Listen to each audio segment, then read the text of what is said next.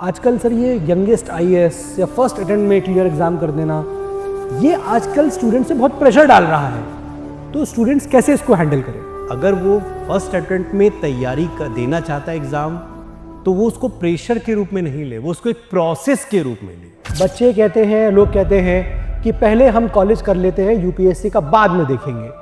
लेकिन सर अगर कोई बच्चा अर्ली स्टार्ट कर रहा है इस एग्ज़ाम की तैयारी करने के लिए, तो क्या एडवांटेज उसको होता है? फैमिली के भी एक्सपेक्टेशन है भाई आपसे। आप 2-3 साल पढ़ रहे हैं तो फैमिली भी कितना आपको सपोर्ट करेगा ये भी देखना होता है। बच्चे ना 12th पास किया, कॉलेज में एंटर कर रहा है कि उसको अपना टॉप कोई कॉलेज नहीं मिल रहा है, तो क्या इस यूपीएससी एग्जाम की प्रिपरेशन में वो पीछे रह जाएगा? नहीं सर, ऐसा कुछ भी नहीं है। द ब्रूटल ट्रूथ इज, अगर आप सक्सीड नहीं हुए then none of it matters. कि स्टूडेंट इस बात को समझे कि यूपीएससी जिंदगी का एक हिस्सा है, जिंदगी नहीं है। इंजीनियर्स ज़्यादा इस एग्ज़ाम को क्लियर करते हैं, आप इंजीनियर हैं सर, तो इसमें कितनी सच्चाई है सर? ये सबसे बड़ा मिथ है। सबसे इंपॉर्टेंट बात है सर, यूपीएससी में आईएएस बनना तो है, लेकिन आईएएस से बड़ा सपना एक हर आईएएस का होता है, वो कैबिनेट सेक्रेटरी तक पहुंचना। और कैबिनेट सेक्रेटरी के लिए कम से कम 35 साल की सर्विस तो चाहिए ही चाहिए sir. We come from humble background. हमारे सामने भी जब हमें सबसे पहले किसी के सामने बोलने को कुछ बोला जाता था, हमें भी डर लगने लगता है, फियर होता है हमें भी। बट अब हम जब बोलते हैं तब हमें वो नहीं है। क्यों? क्योंकि it comes from experience. Doubt creates mountain and faith tunnels through it. Just remember this fact. 12th के बाद सबसे बड़ा कंफ्यूजन ये होता है कि हम इंजीनियरिंग लाइन में जाएं, मेडिकल लाइन में जाएं या यूपीएससी की तैयारी करें। और सबसे बड़ी बात ये कि ये एक ऐसा टाइम फ्रेम होता है आपके लाइफ में जब आने वाले 2-3 साल आपके डिसाइड होने वाले हैं। एक गलत फैसला अगर आपने कर दिया तो आने वाला समय आपका खराब हो सकता है, आप गलत रास्ते बढ़ सकते हैं। इसीलिए आज इस वीडियो में हम आपको गाइड करने वाले हैं कि किस प्रकार से आप अपने करियर को चूज करें, और अगर आप यूपीएससी की प्रिपरेशन करना चाहते हैं क्लास 12th के बाद, तो उसका क्या करेक्ट रोड मैप होना चाहिए। मेरे साथ हैं आदित्य सर, दीपेन सर, ऋषि जैन सर। तो चलिए स्टार्ट करते हैं। हमारे पास कुछ सवाल भी हैं स्टूडेंट्स के, तो मैं शुरू करता हूं और सबसे पहला सवाल आदित्य सर से करता हूं। सर, एक सवाल बच्चों का ये रहता है कि 12th के बाद स्टूडेंट सबसे ज़्यादा कंफ्यूज इस बात पे होते हैं कि करियर कैसे चूज़ करें, आगे मुझे क्या करना चाहिए, मेरा 12th हो गया है, बीटेक करूं, बीएससी करूं, बीए करूं, कैसे अपना करियर चूज़ करूं? तो सर इस आंसर में ना सबसे पहला तो एक गलती दिखती है। वो सबसे ज़्यादा बच्चे ना पहली बात तो जब चूज़ करने निकलते हैं दिखते हैं मेरा दोस्त क्या ले रहा है, मेरा दोस्त इंजीनियरिंग में जा रहा है, मैं भी आ जाता हूँ। कोई सोचता है कि यार भीड़ जाती है दिल्ली, कोई कॉलेज में एडमिशन ले लेते हैं, उसके बाद वहाँ से तैयारी शुरू करना सोचते हैं। कई बार फीलिंग आती है कि हमने देश में एक बात सुनी है कि लोग पहले इंजीनियरिंग करते हैं फिर कुछ और चूज़ करते हैं, करियर अपना आगे बढ़ाते हैं। तो इसमें यहाँ पे अगर बच्चा 12th में है, पहली चीज़ तो ये भी है कि सर कई सारे पेरेंट्स पहले डिसाइड कर देते हैं कि मेरा बेटा ये बनेगा, मेरी बेटी ये बनेगी। अगर वैसे डिसीजन हो रखा है तो उस पर ज़्यादा चॉइस भी नहीं बची बच्चे पे। जहाँ पे चॉइस है वहाँ पे बच्चा अपने आप बैठे एक दिन यूट्यूब पे, एआई से, हर जगह से बात करें कि मेरा मन करता है ये सब्जेक्ट पढ़ने का, मैथ्स पढ़ने का, साइंस पढ़ने का, ह्यूमैनिटीज़ पढ़ने का। अगर एक बार इंटरेस्ट दिख गया उस बच्चे का तो आंसर उसका मिल चुका है कि मैं इंजीनियरिंग ले लूँ, मैं मेडिकल ले लूँ, मैं यूपीएससी की तैयारी, ह्यूमैनिटीज सब्जेक्ट अच्छे लगते हैं मुझे फॉरेन जाने का मन है तो मैं कोई लैंग्वेज सीखना शुरू कर दूँ। डिसीजन स्टार्ट्स विद अपना पहला कदम, जो कि घर बैठ के ही होता है, तय करके कि हाँ मुझे पढ़ने में ये मज़ा आता है, इसको मैं आगे परस्यू कर सकता हूँ या कर सकती है, जो भी है। ओके, ठीक है, थैंक यू सो मच। तो अगला सवाल मेरा ऋषि सर से है। ऋषि सर, बच्चे कहते हैं, लोग कहते हैं कि पहले हम कॉलेज कर लेते हैं, यूपीएससी का बाद में देखेंगे। लेकिन सर अगर कोई बच्चा अर्ली स्टार्ट कर रहा है इस एग्ज़ाम की तैयारी करने के लिए, तो क्या एडवांटेज उसको होता है? असीम सर, अगर मैं कहूँ यूपीएससी का प्रिपरेशन कम से कम आप मान कर चलिए लगभग 2 साल का समय तो मांगता ही है। जैसा कि इसका अगर मैं सिलेबस को देखता हूँ, जीएस को देखता हूँ, ऑप्शनल को देखता हूँ, सीसेट को देखता हूँ, तो ये लगभग 2 साल का समय मांगता है। अब स्टार्ट बच्चा कब करे? एक तो है कि वो ग्रेजुएशन के बाद कर रहा है और एक है वो ग्रेजुएशन के साथ कर रहा है। ग्रेजुएशन के बाद कर रहा है तो क्या हो रहा है, वो 2 साल उसके ऊपर प्रेशर किस बात का है कि यूपीएससी पास निकालना भी है, इस एग्ज़ाम को निकालना भी है, साथ में कहीं ना कहीं उसको फाइनेंशियल सिक्योरिटी भी लेना है।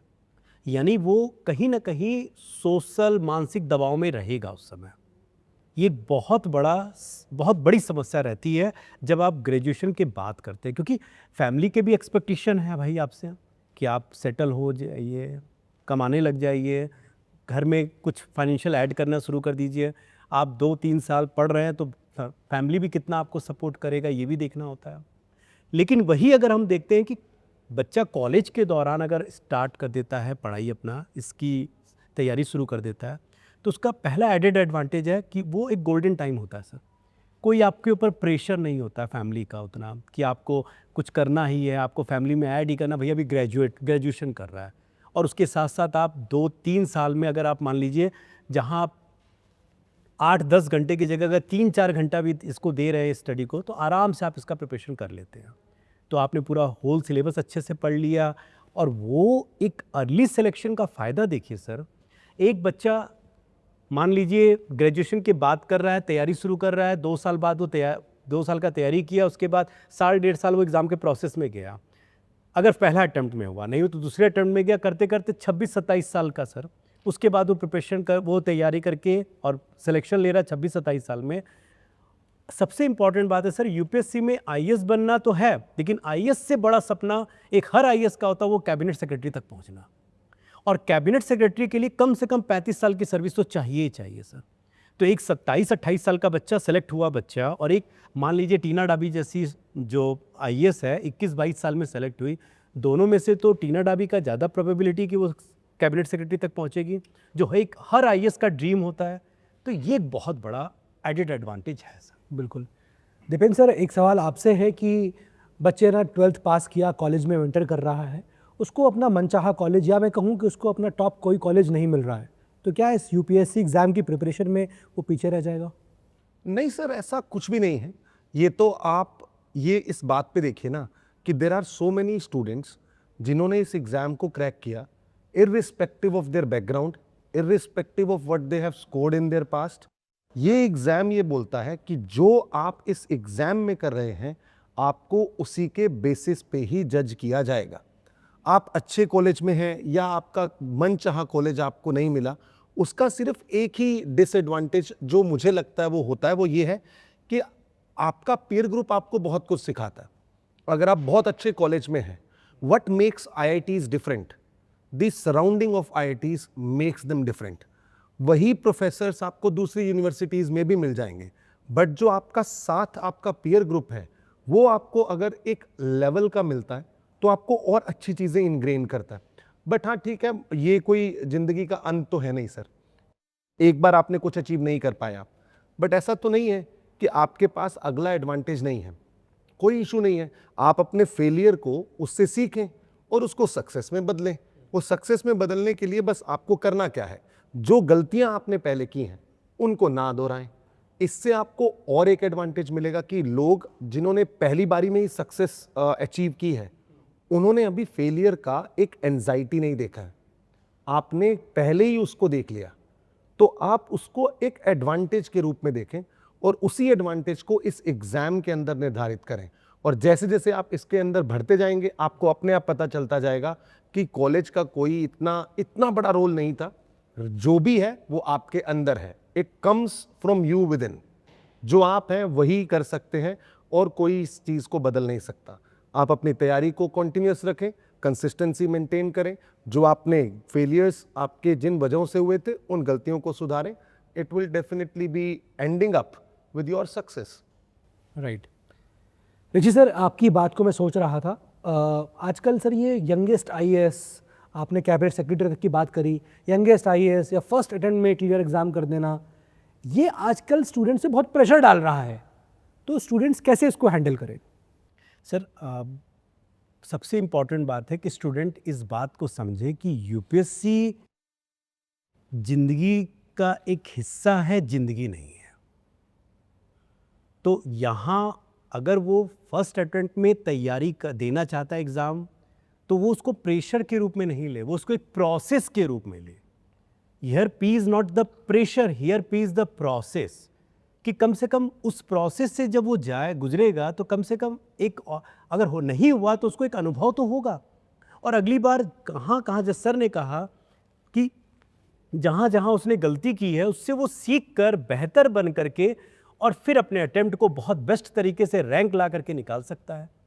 आमतौर पर स्टूडेंट यही गलती करते हैं कि प्रेशर में कि मुझे पहला अटेम्प्ट है, पहले अटेम्प्ट में निकालना है, और इस चक्कर में क्या करते हैं वो उस प्रेशर में आ जाते हैं, तो उससे पूरा उनका एग्ज़ाम खराब हो जाता है।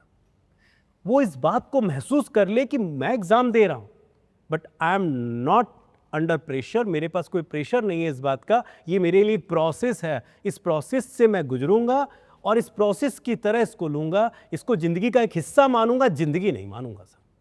This is very important. और बच्चा अगर ये समझ कर चलेगा एग्ज़ाम देगा, डेफिनेटली सर, मैं बोल रहा हूँ फर्स्ट अटेम्प्ट में ही निकाल लेगा, क्योंकि वो बिना प्रेशर का एग्ज़ाम देकर निकाल रहा है सर। ट्रू। अच्छा सर, टॉपर्स जो हैं अपनी अलग अलग स्ट्रैटेजी बताते हैं, मैंने नोट्स बनाए, किसी ने कहा कि नहीं मैंने तो नोट्स नहीं बनाए, कोई कहता है करंट अफेयर्स पढ़ा, कोई कहता है नहीं पढ़ा। तो सर हर टॉपर अपनी अलग स्ट्रैटेजी बताते हैं, ऐसे में स्टूडेंट्स क्या करें? सर जितने 1000 टॉपर्स हैं ना एक साल के, सबकी अलग अलग स्ट्रैटेजी होती होगी बताने के लिए, लेकिन उनके कोर में ना कुछ चीज़ें कॉमन है और बच्चे ये चीज़ देख भी लेते हैं। ऐसा नहीं बच्चों को नहीं पता है। हर बच्चा ये टॉपर की स्टोरी देख के समझ जाता है कि अच्छा इसने खुद नोट्स बनाए थे अपने हाथ से, इसने खुद अपने आप रिवीजन किया एक बुक का या अपने नोट्स का 2-3 बार। तो हर टॉपर की अलग अलग स्ट्रैटेजी कुछ कुछ हो सकती है। वो आंसर राइटिंग बाद में करेगा, शुरू में करेगा, जो भी करेगा, लेकिन उनका कुछ कुछ कोर वैल्यूज़ वो चेंज नहीं होंगी। वो हमें आत्मसात, जैसे आंसर राइटिंग करना ही करना है, नोट्स हाथ से खुद बनाने हैं, तभी जाके आंसर राइटिंग शुरू हो पाएगी। तो इतनी चीज़ें अगर कॉमन चीज़ें भी अगर मैंने पकड़ ली, तो भले ही टॉपर्स की अलग स्ट्रैटेजी हो कि मैं अखबार नहीं पढ़ता था, मैं मैगजीन पढ़ता था, कोई कहेगा मैं वीडियोस देखता था, ये सब तो एंसिलरी चीज़ें हैं, पर जो कोर है ना वो सब टॉपर्स का सेम है। और इसी में मैं ये भी कहता हूँ हर टॉपर की अपनी स्टोरी होती है। तुम आने वाले टॉपर हो, राइट योर ओन स्टोरी, अपने आप खुद का एग्जाम्पल बनाना कि मैंने ये नई चीज़ करी, और वो तुम ही अपने आप डिसाइड कर सकते हो कि ये चीज़ कोई पहले नहीं करता था, लाओ मैं करके देखता हूँ, हो सकता है चल जाए, हो सकता है नहीं चले, चल गई तो स्टोरी है, बाकी तो फिर कहानी है। बिल्कुल सर। विपिन सर, एक सवाल आपसे है कि एक मिथ है, एक और मिथ है कि इंजीनियर्स ज़्यादा इस एग्ज़ाम को क्लियर करते हैं। आप इंजीनियर हैं सर, तो इसमें कितनी सच्चाई है सर? सर ये मैं आपके माध्यम से सबको बोलना चाहता हूँ, ये सबसे बड़ा मिथ है। इंजीनियर और डॉक्टर्स इस एग्ज़ाम को सबसे ज़्यादा क्लियर करते हैं, ऐसा नहीं है, क्योंकि UPSC is a zero sum game.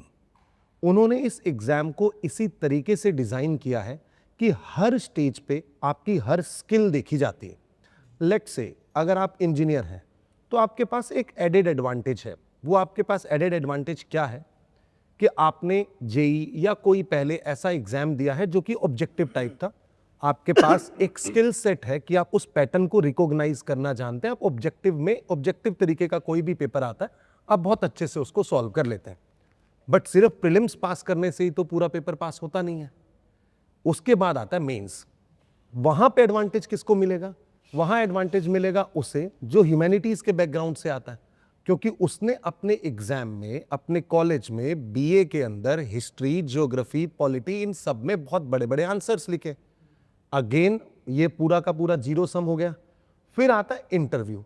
Interview में irrespective of who you are, ये तो आपकी पर्सनैलिटी है, ये थोड़ी निर्धारित करेगा कि आप इंजीनियरिंग कॉलेज से आए हैं तो आपकी पर्सनैलिटी अच्छी होगी। नहीं, डीयू के कितने कॉलेजेस हैं जहां से हर साल बहुत सारे टॉपर्स निकलते हैं। It depends upon your pedigree. ये आपके ऊपर निर्भर करता है कि आपने इस तैयारी को किस हिसाब से देखा है। आपने अपनी वीकनेस को पहचाना, अपनी स्ट्रेंथ को भी साइमल्टेनियसली पहचाना। स्ट्रेंथ को वीक ना होने दें और वीकनेस को स्ट्रेंथ बना लें। यही सब कुछ इस पूरे के पूरे एग्जाम के प्रोसेस को निर्धारित करेगा। जैसे मैं एक इंजीनियर हूं, मुझे पता है कि जब हमारे पास ऑब्जेक्टिव सवाल आता है वी गेट रियली हैप्पी, और इंजीनियरिंग कॉलेज में जब लिखने को होता था तो बड़ा डिफिकल्टी होती है।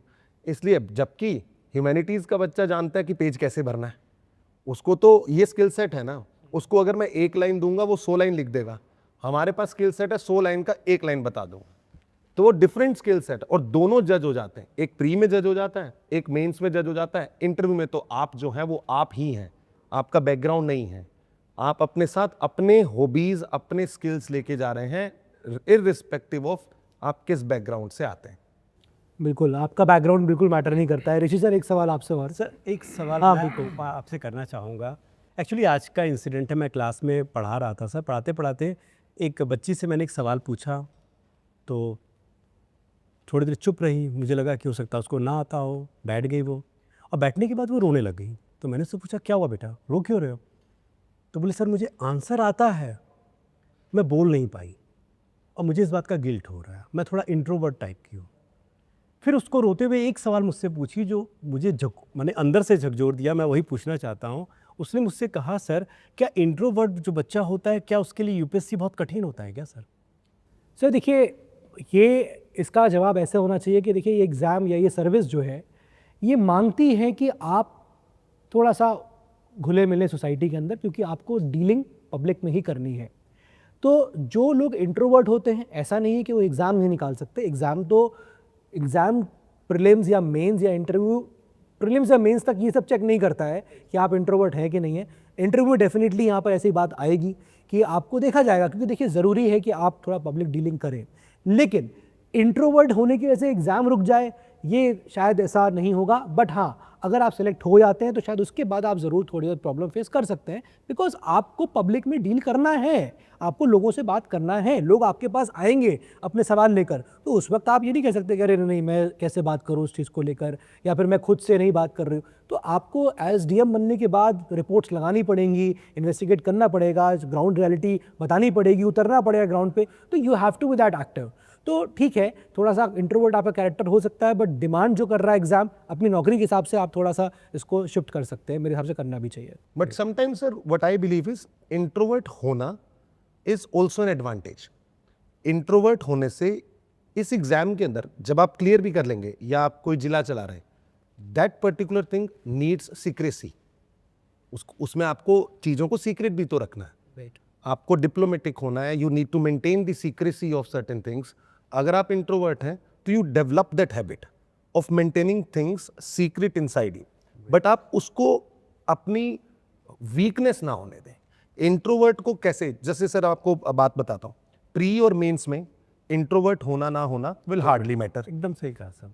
फर्क पड़ेगा इंटरव्यू में, बट वहां पे बस आपको इतना मेंटेन करना है कि अगर आप इंट्रोवर्ट हैं बट उसके साथ साथ आप अपने थॉट्स को आर्टिकुलेट करना सीख लें। जो आपसे पूछा जाए उसका आप आर्टिकुलेशन अच्छे से कर दें। इट हार्डली मैटर्स कि आप इंट्रोवर्ट हैं या एक्सट्रोवर्ट हैं। आप अपनी तैयारी को बहुत अच्छे से अपने साथ रखते हैं। आप दुनिया में ये गुणगान नहीं करते हैं कि मैंने ये कर लिया, मैंने वो कर लिया। That will keep you distracted. अगर आप इंट्रोवर्ट हैं तो अच्छा है, ये भी कोई इतना बड़ा डिसएडवांटेज नहीं है। एक और भी बात है सर कि अगर पब्लिक स्पीकिंग ये में थोड़ा फियर है, उसको इंट्रोवर्ट नहीं कहा जा सकता। एग्जैक्टली कि आप उसको इंट्रोवर्ट, माने बच्चों को यही कहना चाहेंगे हम लोग कि आप उसको इंट्रोवर्ट मत मान लीजिए, ये आप इंट्रोवर्ट नहीं है। हाँ, थोड़ा पब्लिक स्पीकिंग फियर होता है, वो तो हम लोग में भी होता है, सब में होता है, तो उसको तो ठीक किया भी जा सकता है धीरे धीरे, लेकिन उसको इंट्रोवर्ट नहीं कह सकते पूरी तरह। That comes with experience. जैसे हम भी जब we come from humble background, हमारे सामने भी जब हमें सबसे पहले किसी के सामने बोलने को कुछ बोला जाता था, हमें भी डर लगने लगता है, फियर होता है हमें भी। बट अब हम जब बोलते हैं तब हमें वो नहीं है। क्यों? क्योंकि it comes from experience. You have been given the exposure to से सर्टेन थिंग्स, आप अपने आप उससे डील करने लगेंगे। अब एक बच्चा का सर और एक लेते हैं कि यूपी से आया हुआ है यहाँ पर, तो मैंने ऐसे ही इंट्रोडक्शन के लिए पूछ लिया, तो मैंने उससे पूछा कि और दिल्ली में बाहर से आए हो, घूमे हुए हो कि नहीं, कनॉट प्लेस घूमे हो कि नहीं? सर कनॉट प्लेस क्यों जाना? बोलो फिर क्या करते हो, रूटीन क्या तुम्हारा? सर क्लास करना है और रूम के अंदर पढ़ना है खूब, मैं तो निकलता ही नहीं बाहर कहीं भी। मैं बोला क्यों? बोले सर वो मेरे गांव में जब मैं था तो रैंक 1 का इंटरव्यू सुना था हमारे, वो तो कोई सोशल मीडिया कहीं कुछ भी नहीं, एकदम कहीं कोई सोशल लाइफ उनका नहीं था। अब सर वो चीज़ वो सुनकर उसके दिमाग में बैठ गया है कि भैया केवल पढ़ना है रूम बंद करके, तभी यूपीएससी निकलेगा, नहीं तो नहीं निकलेगा। तो क्या सर, माने क्या ये उसका ये सोच सही है कि कहीं ना कहीं ऐसा ना हो कि आगे जाकर उसको खामियाजा भुगतना पड़ेगा इसका? नहीं सर, ऐसा तो मतलब ये नहीं है कि आप देखिए सर, बिल्कुल बंद होके हम पढ़ रहे हैं, आप कहोगे बिल्कुल बंद होके पढ़ रहे हो सिलेक्शन नहीं होगा, ऐसा नहीं है। आप घूम रहे हो, घुल मिल रहे हो, आप कहोगे घूम फिर रहे हो सिलेक्शन नहीं होगा, ऐसा भी नहीं है।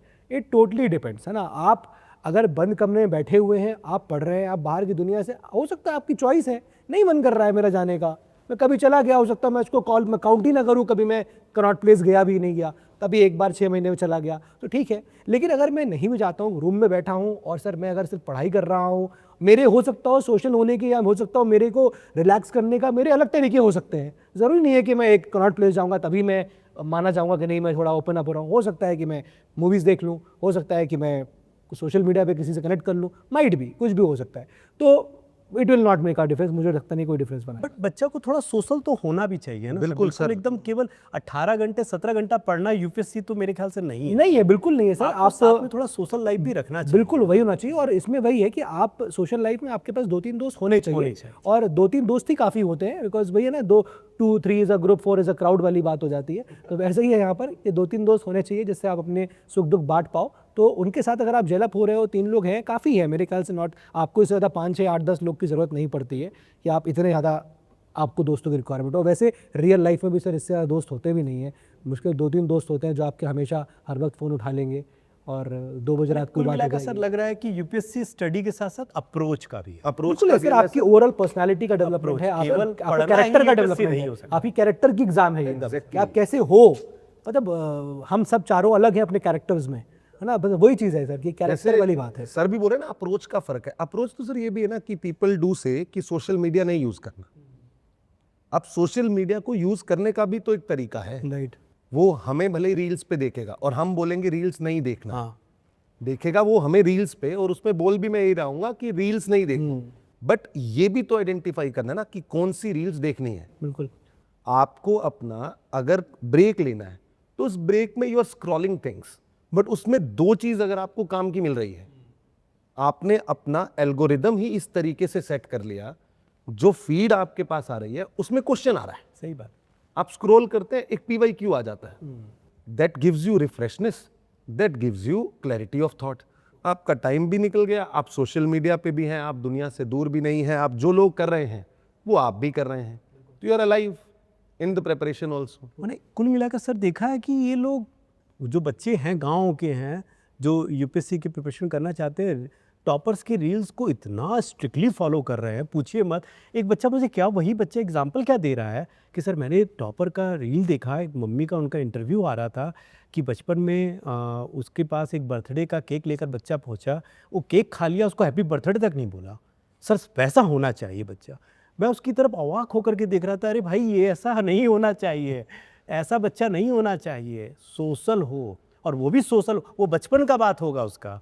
अब वो जब सोशल हुआ है तो वो यूपीएससी जब दिया होगा तभी उसका यूपीएससी हुआ भी है। बिल्कुल सर। वो और बचपन की बात थी उसकी। एथिक्स का पेपर के अंदर आपके बहुत सारे ऐसे टॉपिक्स हैं जो आपको बताइए। सोसाइटी के साथ डील करने में आपको चेक किए जाते हैं वहाँ पर। वही आपको हमारा पूरा एक टॉपिक ही है, पूरा सब्जेक्ट की। सर एक सवाल और है यहाँ पर जो स्टूडेंट्स पूछते हैं कि यूपीएससी की तैयारी कर रहे हैं, नहीं हुआ तो?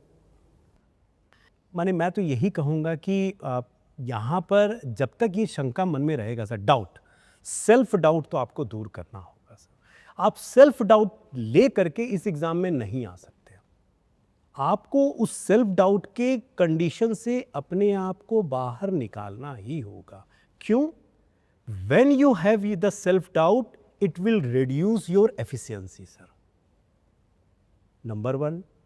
अब सेकेंड वन, आपके अंदर ये नेगेटिविटी लाएगा, आपकी प्रोडक्टिविटी डाउन कर देगा बिल्कुल एकदम। तो ऑब्वियसली सर जब आपका एफिशिएंसी कम होगा, प्रोडक्टिविटी डाउन होगा, तो आप इस कंपटीशन के एग्ज़ाम में, आप कोई एकेडमिक एग्ज़ाम नहीं दे रहे हैं, कहाँ से पास कर पाएंगे? आपको इस सेल्फ डाउट से बाहर निकलना होगा। Yes I will do, I will do. हाँ ठीक है, मेरे दिमाग में थॉट प्रोसेस में मेरा एक प्लान बी भी है और उसको भी मैं चेज कर रहा हूँ, दिमाग में है, मुझे करना है उसको। थोड़ा स्किल डेवलपमेंट पर ध्यान देना है ताकि अगर ना हुआ तो कुछ है, हम कुछ और कर लेंगे, ज़िंदगी से ख़त्म नहीं हो जाएगी। लेकिन सर इस एग्ज़ाम में बहुत फोकस्ड होना है और इस एग्ज़ाम में बहुत मोटिवेटेड होना है। तो एकदम इम्पॉर्टेंट है कि आपके अंदर सेल्फ डाउट नहीं होना चाहिए, आपके अपने ऊपर भरोसा होना ही पड़ेगा सर। इसका ज्योग्राफिकल आंसर सर ये है, ज्योग्राफी के शब्दों में बता देता हूँ। Doubt creates mountain and faith tunnels through it. क्या जस्ट रिमेंबर दिस फैक्ट। बहुत बढ़िया, सही बात है। क्या अरे सर, ज्योग्राफी से जोड़कर आपने क्या जवाब दिया सर? अरे सर नहीं हुआ तो? सर टॉप 1000 बच्चे सेलेक्ट हो गए, जो बाकी के जो पहले 1 लाख बच्चे हैं ना सर, उनकी कोई गलती नहीं है, वो बस उस दिन नहीं चमक पाए। एंड सिंसियरली सर, मतलब आफ्टर 2-3 अटेम्प्ट्स अगर आप किसी एस्पिरेंट के साथ बैठोगे ना, उसको बोलोगे how are you doing, you are not ready for that conversation, वो बोलेगा सर वो क्या कितना अंदर भरा हुआ है ना, वो वही जानता है, वो जानता है और उसका ईश्वर जानता है। तो ये वाला जो फेज होता है ना कि जब 2-3 अटेम्प्ट दे लिए मैंने, आते आते रह गया, वो टाइम सर बहुत बहुत क्रूशल होता है। मन शून्य हो जाता है, कोई आदमी कुछ भी बोल ले मन नहीं लगता उसकी बात सुनने में, ये कितना ही ज्ञान देगा मुझे पता है। ये फेज मैंने देखा है सर। और उस समय आप अभी बात कर रहे थे सोशल हो, थोड़ा बोलना आना चाहिए, क्या बोलेंगे हम, किया एग्ज़ाम, लिखा एग्ज़ाम, नहीं हुआ। इस एग्ज़ाम में द ब्रूटल ट्रूथ इज, अगर आप सक्सीड नहीं हुए then none of it matters. आपने कितने सेक्रीफाइसेस किए, कौन सी पार्टियों में नहीं गए, कौन से दोस्तों से बात किस दिन नहीं करी, it doesn't matter. It only matters अगर आप सक्सीड हो गए थे। ये हार्श ट्रूथ है, ब्रूटल ट्रूथ है। डाउट आएगा सर मन में, क्यों नहीं आएगा, क्या कितनी प्रोबेबिलिटी है एग्जाम में सेलेक्ट होने की। उसमें भी पुराने एक्स टॉपर्स आ रहे हैं अपनी रैंक सुधारने, तो नए बच्चे को जो आता है सोचते हुए कि मैं देश बदलना है, मुझे घर वालों का स्टेटस चेंज करना है, मुझे प्रॉब्लम्स हैं, हम उस बच्चे को बस इतना ही कह सकते हैं कि देख अपना बेस्ट दे। हर साल कोई ना कोई रैंक वन आएगा, हर साल कोई ना कोई यंगेस्ट टॉपर निकलेगा, हो सकता है तू होगा, हो सकता है नहीं होगा तू, क्या फ़र्क पड़ता है, लाइफ नहीं ख़त्म हो रही, कुछ ना कुछ आंसर निकलेगा। मेरे कई सारे दोस्त हैं, तो एक ने वेस्ट मैनेजमेंट का प्लांट या अपना डाला हुआ है, इज़ डूइंग वेरी गुड। एक ने कई सारी कोचिंग्स के लिए ऐप्स बनाए हैं, is doing more than good. तो आंसर तो कहीं ना कहीं मिल जाता है, इसी तैयारी में ही मिल जाता है आंसर। इस तैयारी में इतना आदमी सजग हो जाता है, देश की टॉप 10 प्रॉब्लम्स लिखो और उसमें से एक का सोल्यूशन ढूंढ लो। That is your business, that is your idea, that is your plan B, and you made it.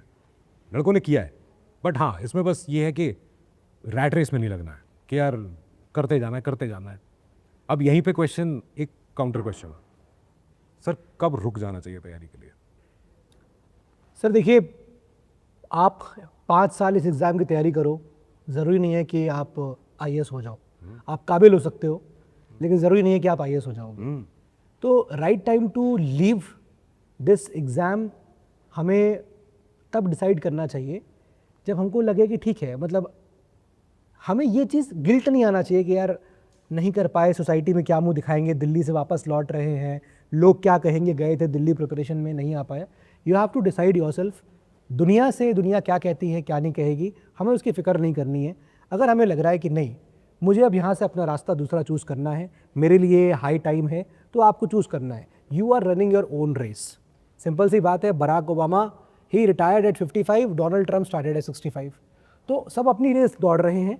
आपको जब लग रहा है कि नहीं, अब यहाँ से मेरे लिए लेट हो रहा है या मुझे बेहतर कुछ और करना चाहिए, तो आप उसको छोड़ के दुनिया के बिना सोचे समझे आप दूसरी चीज़ों की तरफ चले जाइए। यही मैं यहाँ पर कहूँगा सर। 26-27 की एज तक कई बच्चे कॉलेज के बाद शुरू करते हैं ना तैयारी, उस समय सर उनकी रिस्क टेकिंग एपेटाइट खत्म हो जाती है। बिल्कुल फिर वो रिस्क नहीं ले पाते हैं। सही बात। घर का प्रेशर, रिश्तेदारों का प्रेशर, दोस्तों की बातें, कई दोस्त दिखते अच्छे हैं, होते नहीं हैं, वो अच्छा नहीं चाहते आपका, पर शायद आपका एक दोस्त होगा जो आपका सच्चा अच्छे मन से चाहता होगा कि यार मेरे दोस्त का सच में अच्छा हो, ये बेस्ट बने, ये एग्ज़ाम निकाले, या एग्ज़ाम नहीं निकाले तो कुछ और बढ़िया करे, यार मैं बोल सकूं कि यार ये मेरा दोस्त तैयारी किया UPSC की, आज ये अच्छा कर रहा है। तो वो बस एक दोस्त के साथ, अपने माता पिता के साथ बस सच्चे रहना, अपने साथ सच्चे रहना कि यार मैंने दे लिए 1-2 अटैम्प्ट और शायद मैंने 99% मेहनत करी थी, 100% नहीं दिया था, क्या इस साल और दे पाऊँ, क्या इस साल और दूँ 100%। अगर मन में आ गया है कि नहीं हो पाएगा, देन इट्स टाइम, वो अपने आप अंदर से मन बता देगा आंसर। वरना वही होता है, सिक्का उछालते हैं हवा में, जब सिक्का होता है तब मन बता देता है कि यार हेड्स आ जाए। आपको पता लग जाता है सर कि आपके आंसर लिखने का जेनिथ क्या है। मैं पहुंच चुका हूं वहां तक, अब इससे बेहतर मैं नहीं सुधार कर पा रहा हूं। ठीक है, everybody has their own skill set, उसकी एक लिमिटेशन है, वो आपने अचीव कर लिया, आप उसके बियॉन्ड भी ट्राई कर लिए, बट नहीं हुआ, कोई बात नहीं, it's not your world then.